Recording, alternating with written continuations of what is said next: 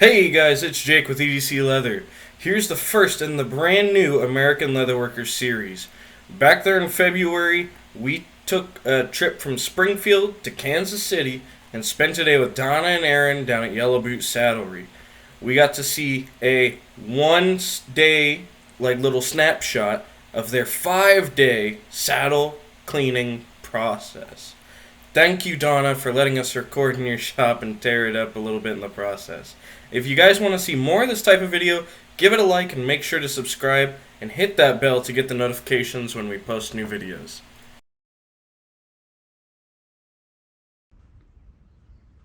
Hey guys!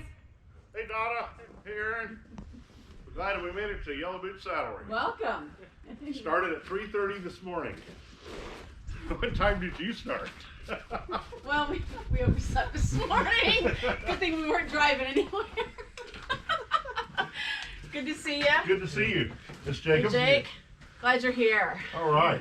It's a good morning. All Let's right, get it started. is. All right. You want to tour the place? You bet. All right. I saw horses. Yeah, let's go see them. So, did we have any prize-winning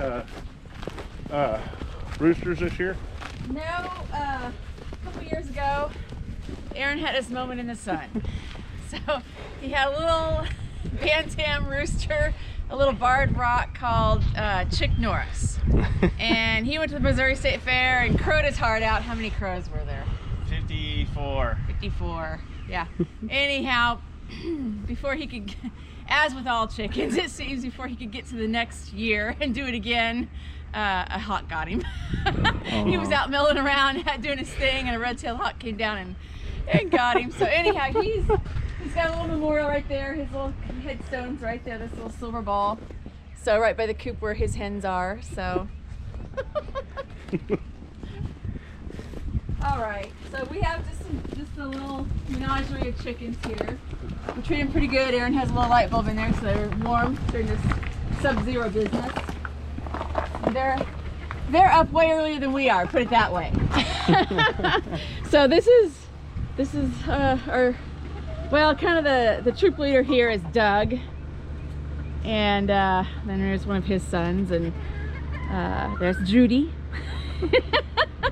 And Big Mama. Now Big Mama, she'll come greet us here. Come on, Big Mama. Come on. Big Mama, come on. There we go. Come on. Come on. Oh, she's a little bit leery, which is how she stayed alive all these years. But she's the only one we really let out to mill around during the day. So that's the chickens. Oh, Chick. I watched him live on Facebook video. Oh, that's true, you did. Yeah.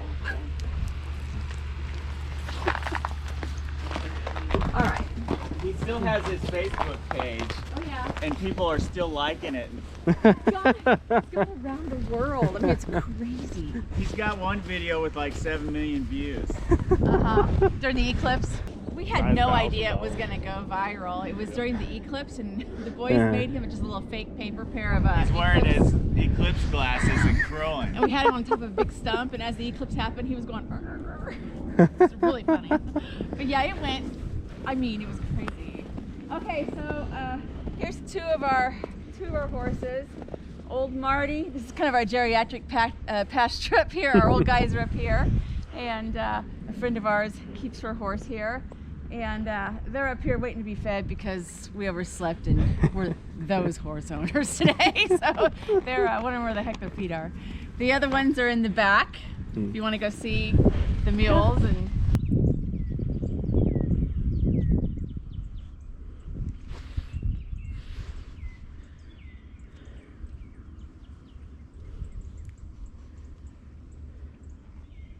Let's see who she heads to, me or him. This is Aaron's mule, Hershey. Go fetch your horse. Oh!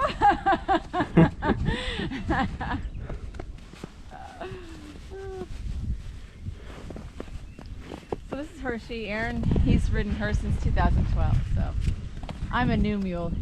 Hey Hershey, say hi. Say hi. Say hi. Yeah. Say welcome. This is Indy. He's my thoroughbred. He's my main ride. But last fall, I got this guy over here, Henry. And so he's a little bit shy still. We haven't quite bonded yet, but he knows me well enough to know that I have treats lots of times. So but when he finds out I don't have a treat, he kind of, oh yeah, he'll go away once he realizes I don't have a treat. But yeah, so okay, so that's the outdoor crew. Good morning. I'm Donna Taylor here at Yellow Boot Saddlery, and the sun's not even quite up yet, so we're all having a little bit of coffee here, but we just had a little tour outside of our animals and kind of what goes on the outside. Our good friends from EDC Leather in Springfield, Missouri are here, Jake and George Canfield, and we're just going to talk a little bit today about what goes on here at Yellow Boot Saddlery. We are a full service shop from new builds to rebuilds on saddles and tons of repairs, lots of professional deep cleanings and safety checks, a lot of custom work. Chaps, chincaderos, western half chaps, gun holsters, knife sheaths, and a lot of things in between that. So one of the things that we're going to focus on today is our professional deep cleanings and safety checks. We just do a lot of those, and they do a lot of people a lot of good. It's not just about getting your saddle cleaned up, it's about being safe and also preserving the life and longevity of your saddle. Okay, so we're talking about a safety check and a professional deep clean. You might think about, well, why? You know, who should consider one? Why should I do that? You know, like I mentioned before, it's not just about having a pretty saddle. We all like to have that.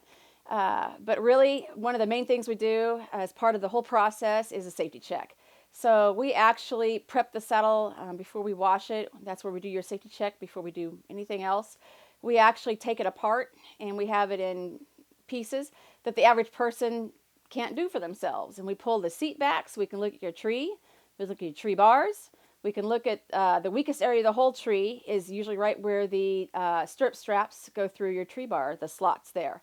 So we catch a lot of fractured trees and flat out broken stuff. So we also check things like your off billet. I mean, that's on the off side. So a lot of people, and I was guilty of that before I started doing this for a living as well, but the off billet's on the off side. So I don't really see what's going on over there. So the off billet often is just in really bad shape. So that's what hooks into your rigging and actually keeps you up on your horse. So we check your latigo, same importance. Also, one of the main things that we check are your stirrup straps. You know, it's really easy to see the part of the stirrup strap that hangs down, but the part that hangs down really isn't weight bearing. You know, that's kind of the leftover, you know, length that you don't need. What's really, the part of it that's really doing a job is the part that goes through the slots in your tree bar that we mentioned earlier, right? And so that curls around your tree bar and has a bunch of weight hanging on it. And so those are often just dry rotted. I mean, you know, you can look at a saddle and think, well, shoot, it doesn't look very old. It looks pretty good shape. And you take those and you bend them and the leather just cracks. So it's pretty amazing what we see there. And you know, we see everything here. So nobody has any shame in bringing anything in. Heck, I even found some crazy bad stuff on my own saddles because we all get busy, right?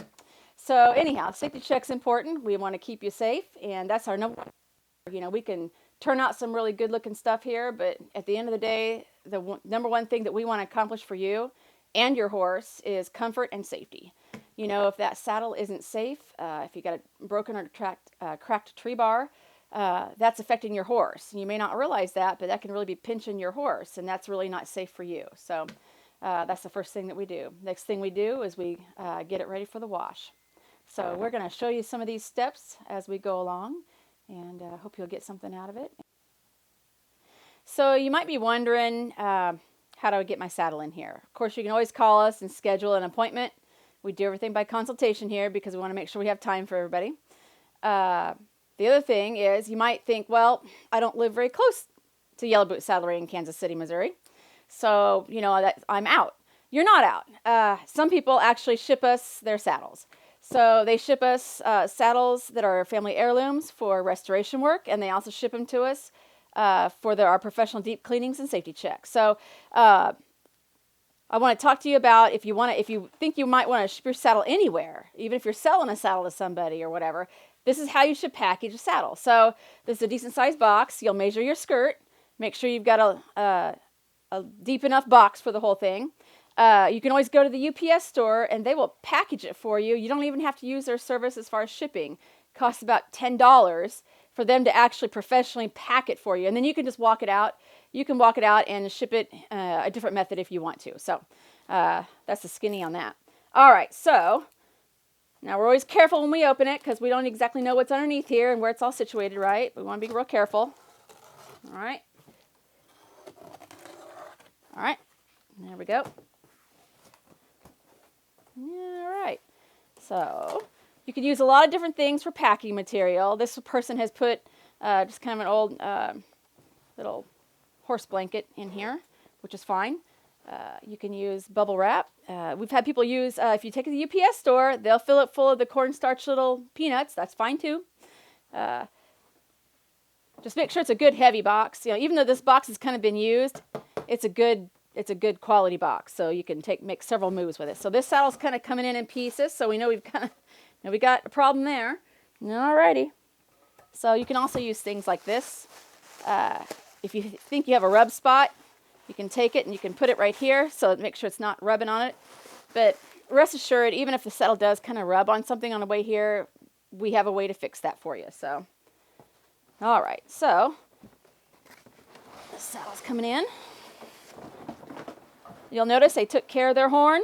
That's always a great thing to do. And this is a really simple thing. You can just tie we've had people send in like dishcloths just wrapped around it. See, it just protects your horn.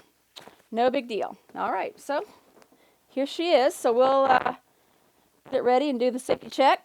Okay, so we've talked about the safety check kind of over and over here. So we're going to do one. So we've went ahead and prepped it so you don't have to watch us undo everything. But basically, the reason why we do this is so we can get up here into the tree and look around. So we've taken off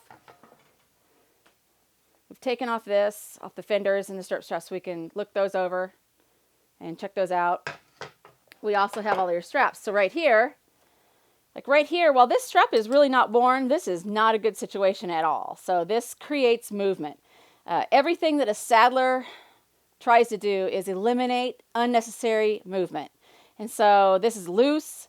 It's going to do this. It's going to wear quicker. So what's going to happen is your strings are going to wear out here and off that goes. And if you're a super balanced rider, you might not fall off. But if you go to take a sharp corner or anything else, your saddle's going to start sliding, and on the ground you'll be. So, but we can take care of that because we take everything off. We give you new strings. All right, so we're going to come here. We want to be looking at the tree in here. In some saddles we can get the seat up further, some we can't. We work around them all. Right here. One of the things we do, hold on here, is we try to look to see if anything moves unnecessarily. Also, we look for creases coming in the back of the seat. Now this just has a crease from the padding, but if you see a crease that goes all the way across somewhere or all the way over here, you need to get it into your saddler, somebody who knows what they're doing, because that's a sure sign that there is unnatural movement going on, causing that crease. So a lot of people just think, well, it's leather, it creases. And yes, leather does. But like I said, when you make a saddle, we seek to eliminate unnecessary movement and make sure that everything's sewn tight, right?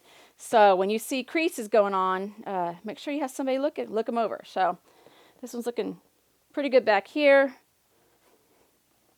Not so bad. Okay. Now, we're going to come under here. One of the areas that we see the most are the tree bars.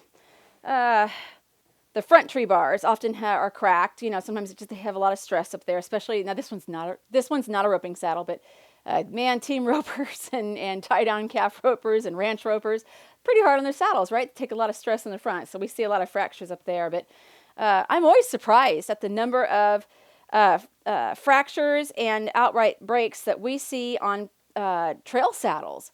But then if you start talking to the owner, lots of times they'll say, yeah, my horse took a fall.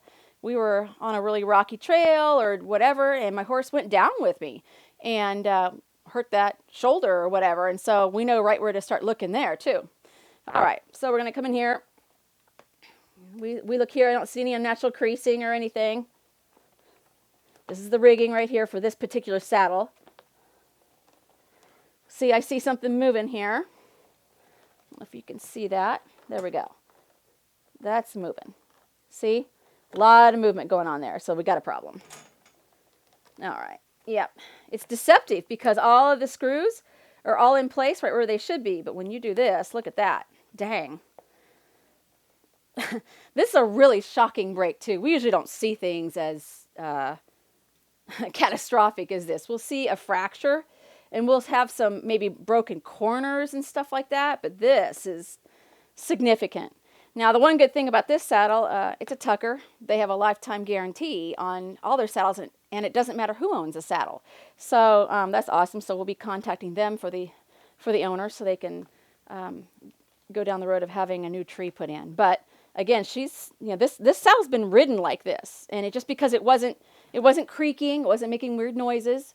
You'll also on some of my other chats with people, I describe the creaking of a broken tree as it does. It sounds because it's wood, doing this to itself. Well, when it's doing that, what do you think it's doing to the horse's back? So I can't even imagine how that feels.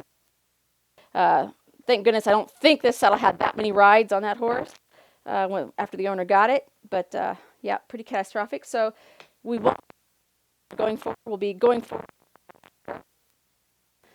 Fixed up for her. So the next thing we're going to show you is the actual wash process. So we'll use a different saddle for that.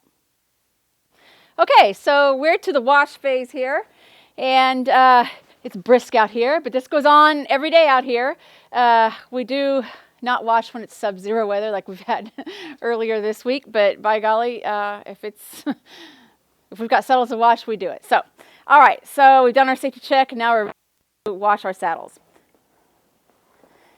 All right. First thing I'm going to do, wash it down with some warm water. Now, some people aren't up for it. That's why we're here. We're happy to wash your saddles for you. One of the things that we always recommend, though, if you are going to do it for yourself, we always recommend that you use water. So sometimes those tins of saddle soap say that it's okay to wipe it on and then just wipe the excess off. That's a really bad thing to do to your saddle. I don't know why they tell people to do that, but what you're doing is you're bringing the salt, sweat, and the dirt to the top, kind of the surface, and kind of wiping off the excess. But what's really going on is you're bringing it up to the top and it's kind of sitting there, which is worse on your leather than just doing nothing. So if you're not up for washing with water, then just go right on, just wipe it down with a damp cloth to get the dust off, and then start your oiling, and then we'll talk about conditioning later. But honestly, yeah, don't use those products that say that it's a cleaner and all you do is this. So we'll talk about some good products later that actually are cleaners and conditioners all in one that nourish your saddle and don't damage your saddle. So, okay, so get everything all wet. Underside too. All right. Lots of times we have a lot of mold and mildew going on, right? And this is just another way, at least we're outside in the natural light, which is a great time to check the tree all over again. So, the saddles, when they come in here, they get more than one safety check. Every time we touch them, we're looking for anything that needs to be repaired or that might be suspect. All right. So, we're wet. I've got some soap going. Again, you want a good lather. All right. And you notice this saddle has quite a bit of tooling on it. Some saddles come in here, and I mean, they're covered in mold and mildew and dirt or whatever. We get off as much as we can in this process, but sometimes there's some residue left. We'll talk about that later when we actually take a toothbrush to all this stuff. So we make sure that we can get into every crack and crevice around here, even when the sun doesn't shine. So wherever my little fingers can get or the toothbrush can get, we get. All right.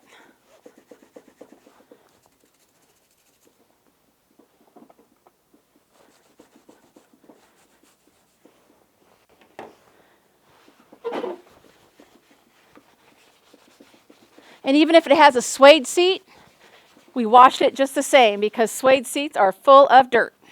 And you'll see the brown lifting up and foaming up, and you're really getting a good wash then.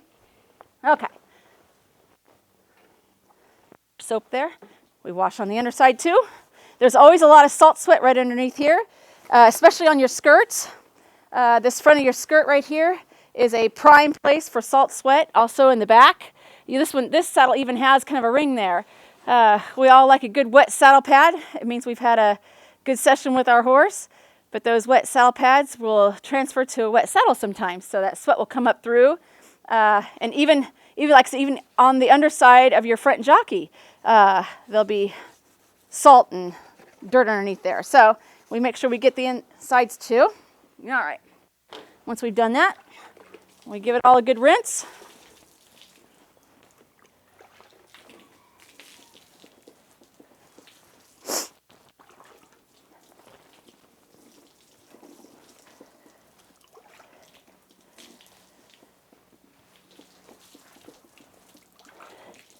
And then we'll just let it drip dry out here. Hey, wait a minute. Hey, where are you guys going?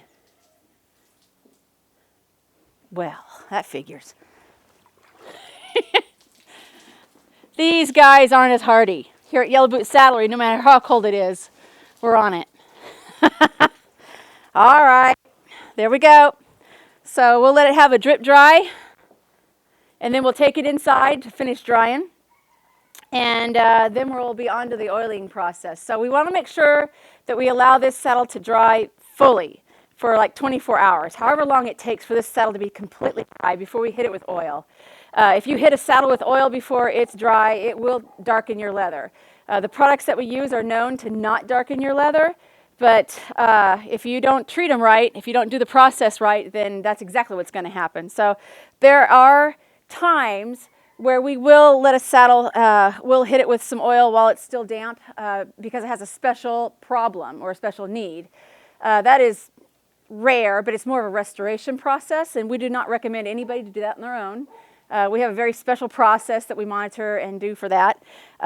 Every saddle that comes into Yellow Boot Saddlery has its own program, so it's definitely not a cookie cutter approach around here. Every saddle gets what it needs. All right, so we're to the oiling phase for a saddle here. So you'll notice I have the fenders, the back side, which is rough out on these, and the grain side is the front side. We oil everything except for suede seats. All right, so we like to have a good Bark Shirley mop here. And our oil, we have our oil and our conditioners specially formulated just for us. It is pure soybean oil, but it has they're all natural. It has an all-natural fungicide in it. I like to wear gloves, not because it's toxic. It's anything but that. It just attracts dirt, and I'm a lady. I don't like to have dirt under my fingernails, so there. I'll just out myself there. So this saddle, like I said, it's been taken care of, but it was dry. It was ready. You can see how, and the rough outside always soaks up more. Now, if you have rough out, which is really popular, rough out on the outside of your fenders, like what you're sitting on is rough out, don't oil that. We have another process we do for that. We have a conditioner we use there, but in case you're thinking about doing that for yourself, it just mats down your rough out.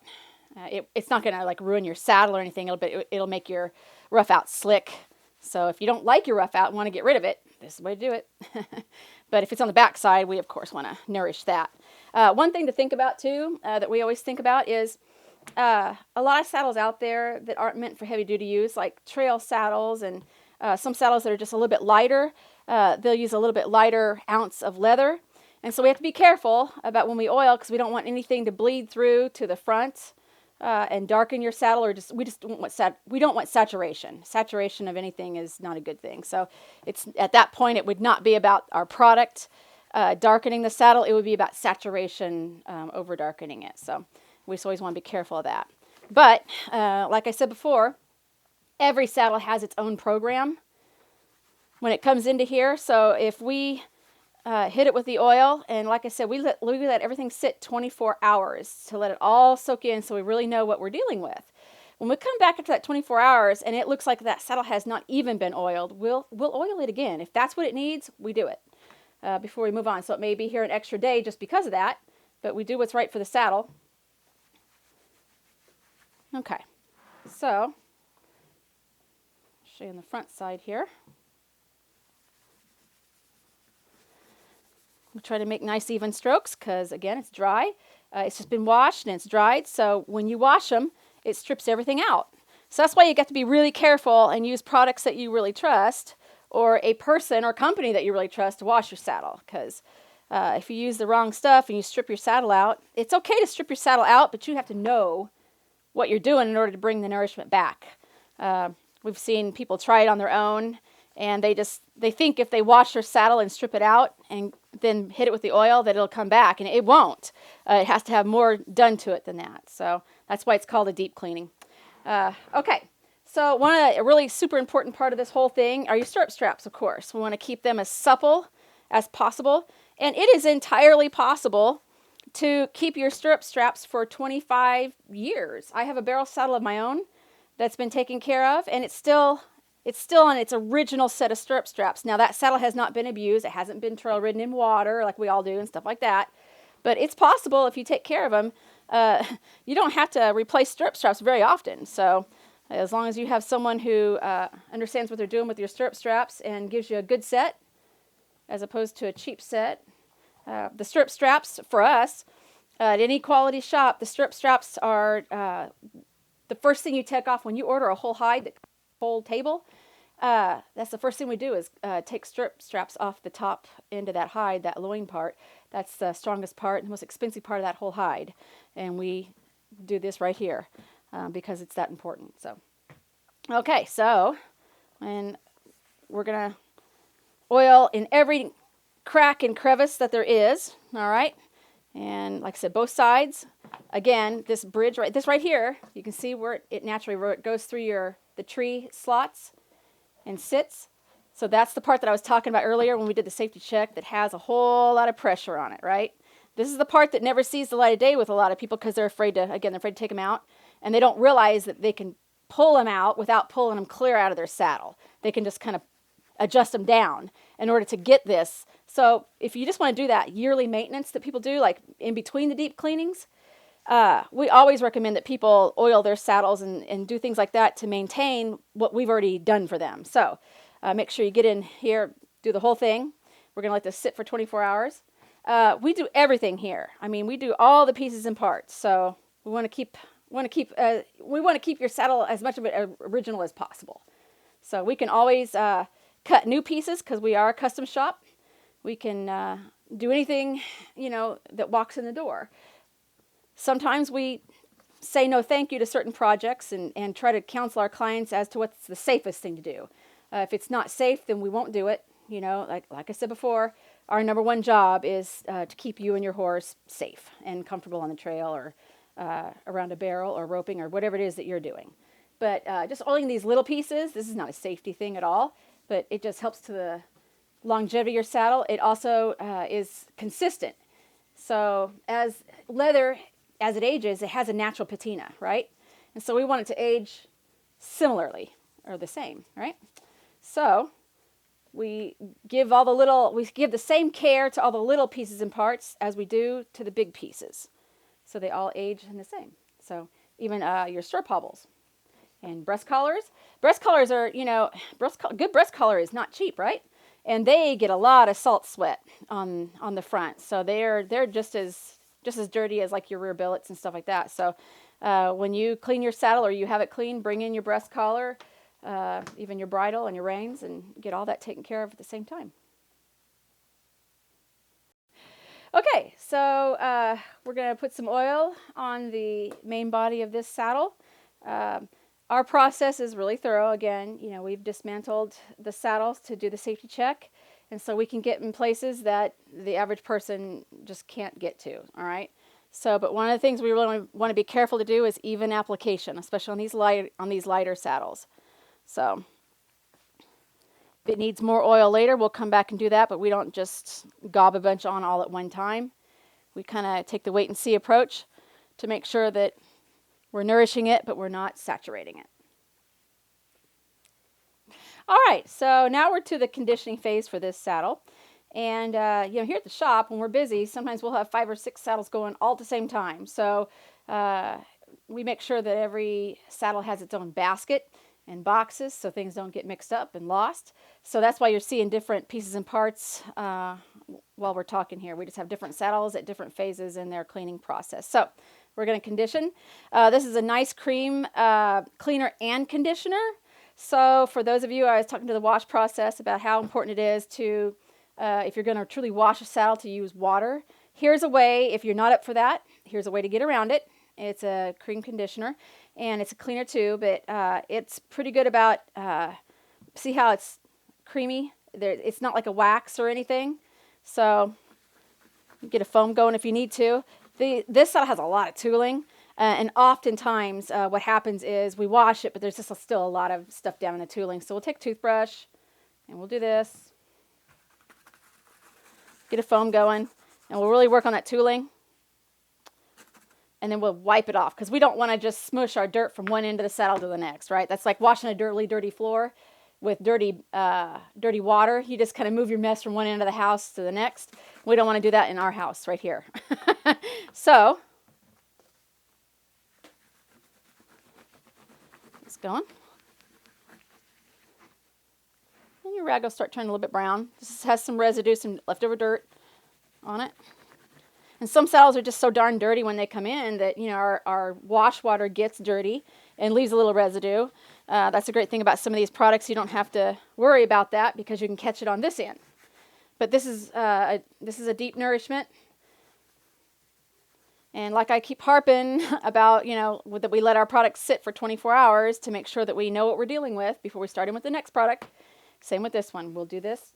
We'll let it all soak in, and I'll come here tomorrow, and it'll look completely different. Like, it looks really super good right now, but shoot, it might soak in and, you know, return to looking just a little bit washed out or something, right?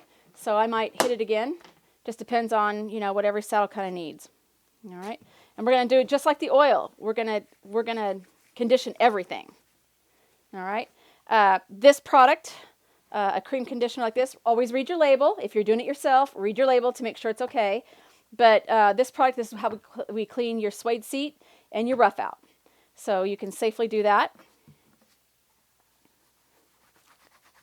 And again, just like the oil, the suede side's going to suck up a whole lot of extra product, but that's just because it's dry. And you'll notice if you get a professional deep cleaning on a regular basis, like yearly or every 18 months, you'll notice your saddle it doesn't take up as much product every time because it remains nourished in between cleaning. So that's what you really want. You don't want to wait until the thing is so dry and parched that you're worried about things breaking off, or that your saddle's squeaking so loud you can't even trail ride next to anybody and have a conversation. And trust me, we have saddles come in here like that. They're like, gosh, what can you do for me? My saddle's squeaking so bad I can't even have a conversation because I can't hear anybody and they can't hear me, or my saddle's squeaking. We have a whole program just for those saddles. A lot of people resort to baby powder. I know that's an old standby. It's a really bad, it's not a good thing to do for your leather. If you think about the nature of baby powder, it has cornstarch in it. What do you think that does? It attracts moisture because it's meant for a baby's behind, right? So it wants to attract moisture away from the skin to help protect the baby. Well, this is a skin too. And so what happens really is just the opposite here. That baby powder that you're putting in there to try to eliminate squeaks, it attracts moisture into your saddle. And then it sits in places. It just sits there and it clumps up, and then mold and mildew starts in. And then when you go to a saddle, how you can tell the difference between a thick layer of dirt and mold is you can take your finger and wipe it across. And if it's dirt, it'll come off on you. If it's mold, it really won't come off. That's because it's attached to that leather and it's sitting there and it's eating. It's literally eating your leather. So if you have that going on, you want to make sure and get it into somebody who actually knows how to deal with those problems and has the right products. So, like I said, we're going to nourish every part of this, stirrup straps and all, and we're going to let that sit for 24 hours. We're going to do the same thing for the whole saddle, the rosettes, anything that's leather. And the seat, we're going to take a toothbrush to the seat and foam that up and wipe off any excess dirt, because the seats, boy, they harbor a lot of dirt. So another thing that we do on a regular basis for people is the gene marks. People come in with saddle seats that they look like they're blue when they're actually, a real light cream color. And this is what we do. We give them a lot of it comes off in the wash, but this is really where the magic happens. We take this in our brush and we work at it and lift some pretty amazing stains out of these saddles. So the next step that we're going to do, once this is all dry and it's not tacky in any way and we feel that it's nourished enough, is that we'll be doing a finish coat. This saddle, we're at the conditioning phase, and I think I've mentioned before that our particular product is a cleaner and a conditioner all in one with a natural fungicide in it.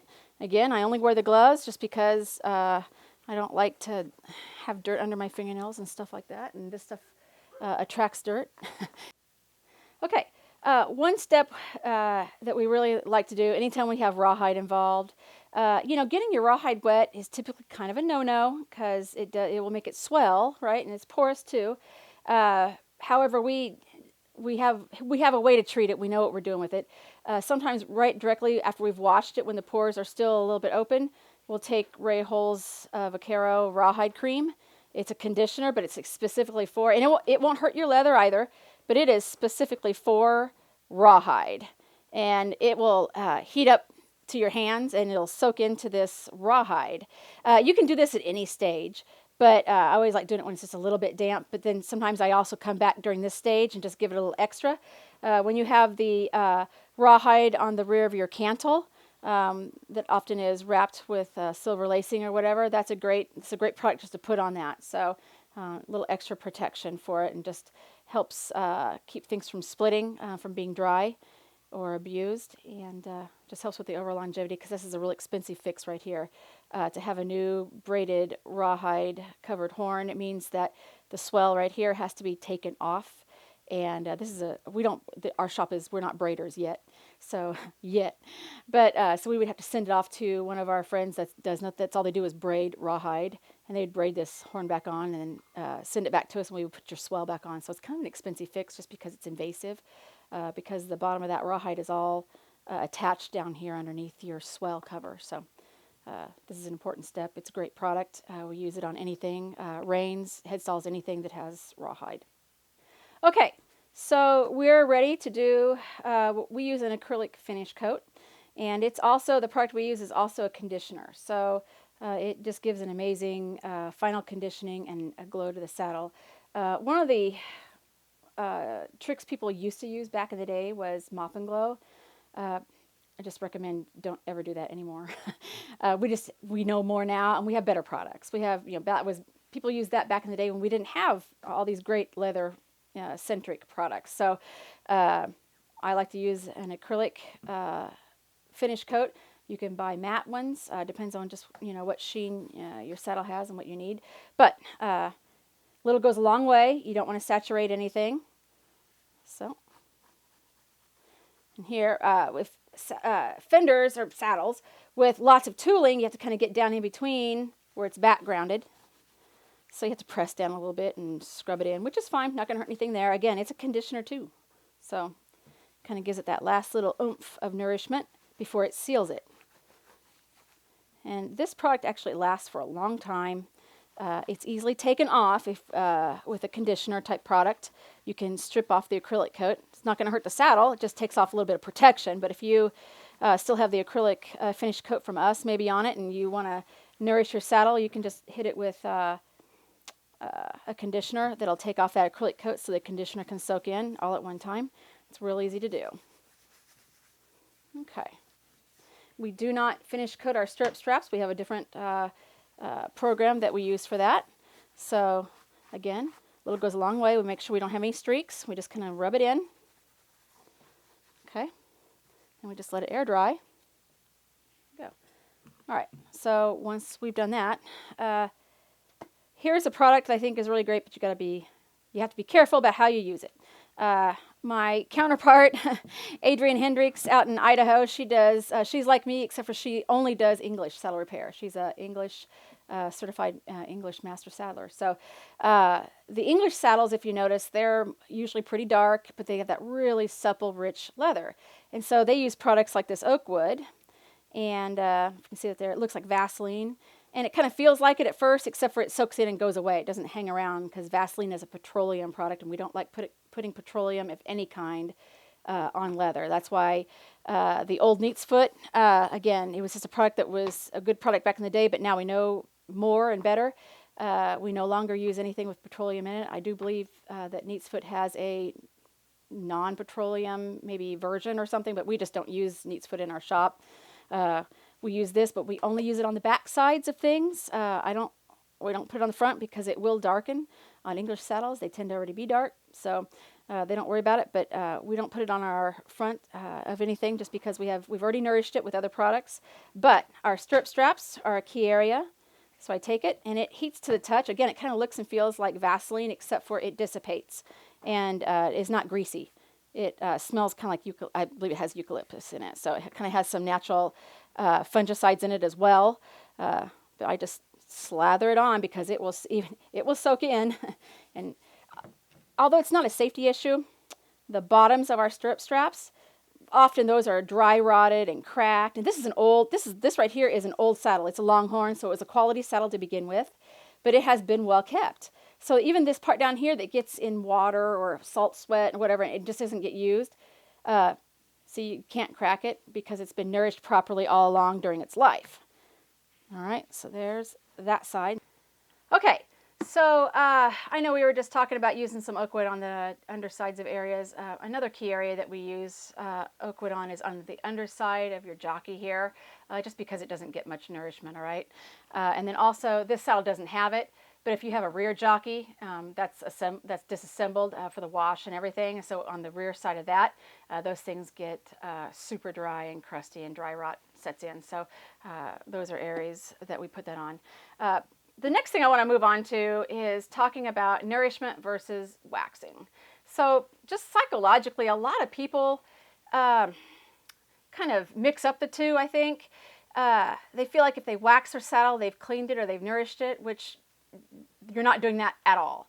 Waxing is like, it's a finish. So it's not an acrylic, but it's a protector, just like the acrylic coat is a protector, a sealant.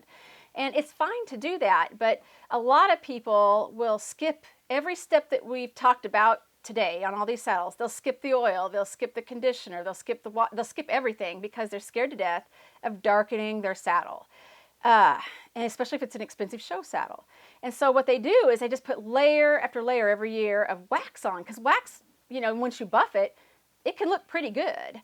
But really what wax is doing, waxing in the absence of nourishment is actually hurting your saddle more than it's helping.